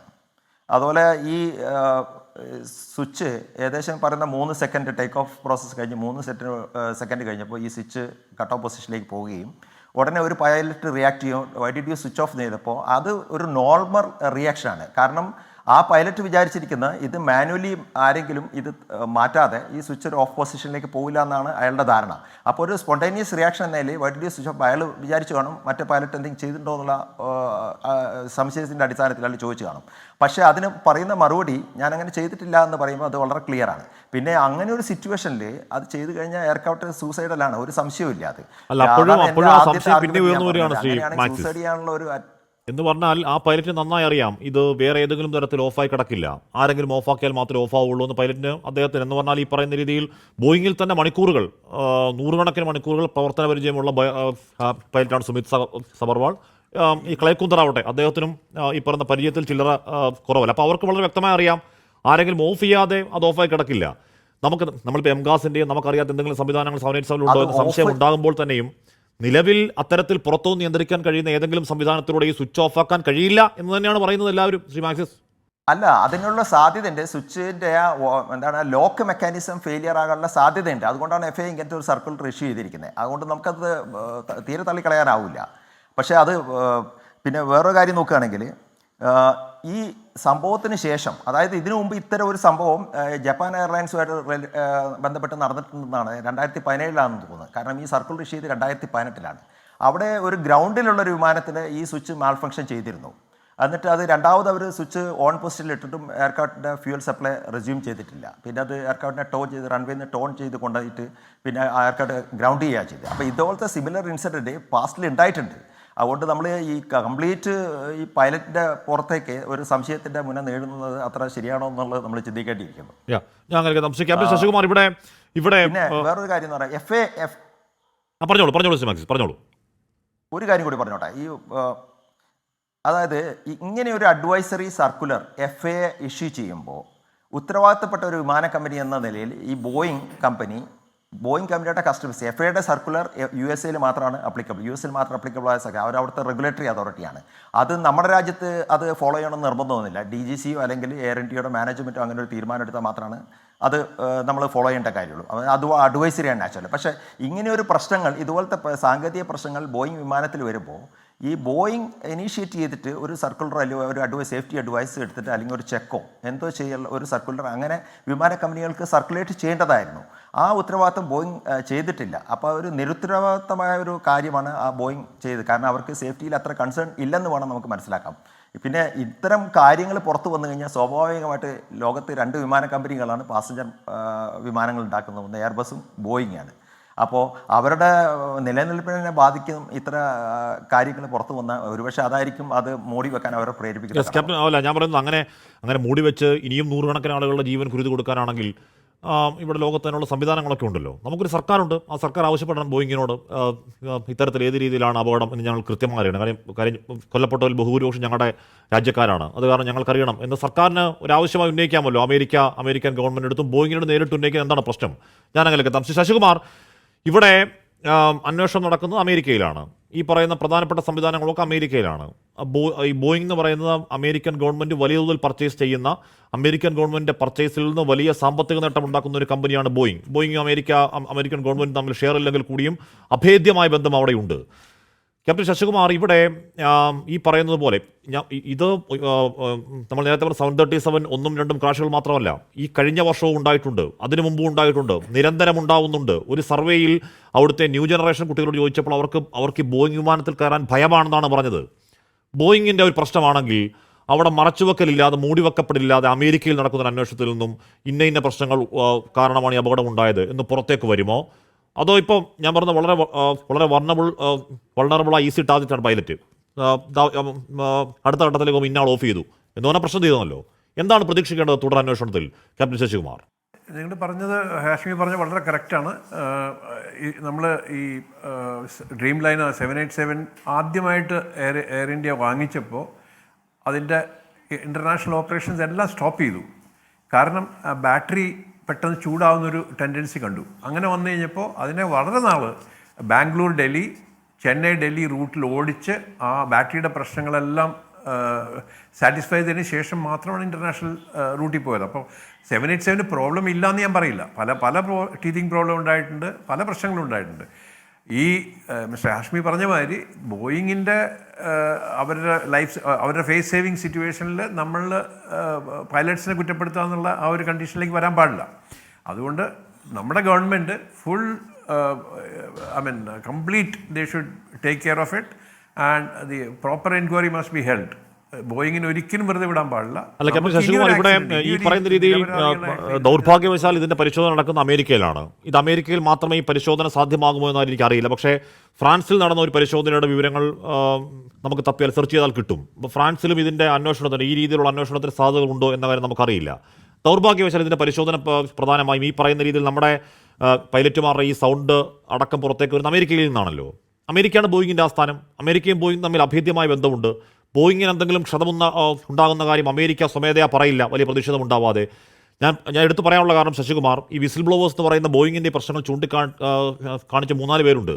അത് 2 പേർ കൊല്ലപ്പെട്ടോടെ അതിനെതിരെ അവരെ ബോയിങ് കൊന്നാണെന്ന് പറഞ്ഞ ആൾക്കെതിരെ അവർ നിയമ നടപടിക്കൊക്കെ പോവുകയും ചെയ്തു. പക്ഷേ ഒരാൾ പാർക്കിംഗ് ലോട്ടിലടക്കം മറ്റേ അല്ലാതെയും കൊല്ലപ്പെട്ടവരാണ് 2 പേർ. അപ്പോൾ ഇതിനെ നമുക്ക് ദൂരെ മാറിയെന്ന് അന്വേഷണം വളരെ കൃത്യമായി നടക്കും, ബോയിങ്ങിൻ്റെ പിഴവുണ്ടെങ്കിൽ അത് പുറത്തേക്ക് വരും എന്ന് നിഷ്കളങ്കമായി മാറിയെന്ന് വിചാരിക്കൽ സാധ്യമല്ല. ശശികുമാർ, ഒരിക്കലും സാധ്യമല്ല. അതുപോലെ തന്നെ ഇവിടെ ഈ എക്യുപ്മെൻറ്റ്സ്, കോക്പിറ്റ് വോയിസ് റെക്കോർഡറും അതുപോലെ തന്നെ ബാക്കിയുള്ള എക്യുപ്മെൻറ്റ്സ് എല്ലാം ആക്സിഡൻറ്റ് ഡാമേജ് ഉണ്ടായി എന്ന് പറഞ്ഞിട്ടാണ് അമേരിക്കയെ കൊണ്ടുപോയിരിക്കുന്നത്. നമുക്ക് കേപ്പബിൾ ആയിട്ടുള്ള സെറ്റപ്പ് ഉണ്ട് ഇവിടെ. അവിടെ തന്നെ ഒരു പ്രശ്നങ്ങൾ ഉണ്ടായിട്ടുണ്ട് ഇത് അമേരിക്കയിൽ കൊണ്ടുപോകാനായിട്ട്. അതിന് നമുക്കൊന്നും ചെയ്യാൻ പറ്റില്ല. അത് ഇന്ത്യൻ ഗവൺമെൻറ് വളരെ ഫേമായിട്ട് ആഷ്മി പറഞ്ഞ മാതിരി നമ്മുടെ ആൾക്കാരുടെ നിരപരാധികളായിട്ടുള്ള 241 പേരും കുറച്ച് ആൾക്കാർ ഗ്രൗണ്ടിലൂടെ മരിച്ചേക്കുന്നത്. Boeing has to be accountable. They have to conduct a proper enquiry, satisfying enquiry. I go to one more extend saying that അവരുടെ എൻക്വയറി ടീമിൽ നമ്മുടെ എക്സ്പെർട്സിനെ കൂടി ഉൾപ്പെടുത്തണം. ഇതൊക്കെ ഉണ്ടാകുമോ എന്ന് നമുക്ക് കാത്തുനിൽക്കണം. കാര്യം 2 രാജ്യങ്ങളാണ്, ഈ പറയുന്ന സ്വാധീന ശക്തിയുള്ള ഒരു രാജ്യമാണ്, നമ്മുടെ രാജ്യത്തിന് മേൽ സ്വാധീനമുള്ള രാജ്യമാണെന്ന് ഉറപ്പായും എല്ലാവർക്കും അറിയാവുന്ന കാര്യമാണ്. ഈ പറഞ്ഞ ട്രേഡ് അടക്കമുള്ള കാര്യങ്ങൾ അവിടെയുണ്ട്. അതിനിടയിൽ ബോയിങ് നടത്തുന്ന അന്വേഷണത്തിൽ ഞങ്ങൾക്കൊരു പിഴവ് പറ്റി എന്ന് ബോയിങ് ഇക്കാലം അത്രയും സമ്മർദ്ദമില്ലാതെ അവർ പറഞ്ഞിട്ടില്ല എന്ന് മാത്രമല്ല, ആദ്യഘട്ടത്തിൽ ഈ പറഞ്ഞ 2018 വിമാനാപകടം ഉണ്ടായി, എംകാസിൻ്റെ പ്രശ്നമാണ് അതിൽ കണ്ടെത്തി. അതിനു മുമ്പ് പൈലറ്റുമാരെ കുറ്റപ്പെടുത്തി. അത് കഴിഞ്ഞ് ആഡിസ് അബാബയിൽ 2ാമത്തെ 737 മാക്സ് പൊളിഞ്ഞു വീണു.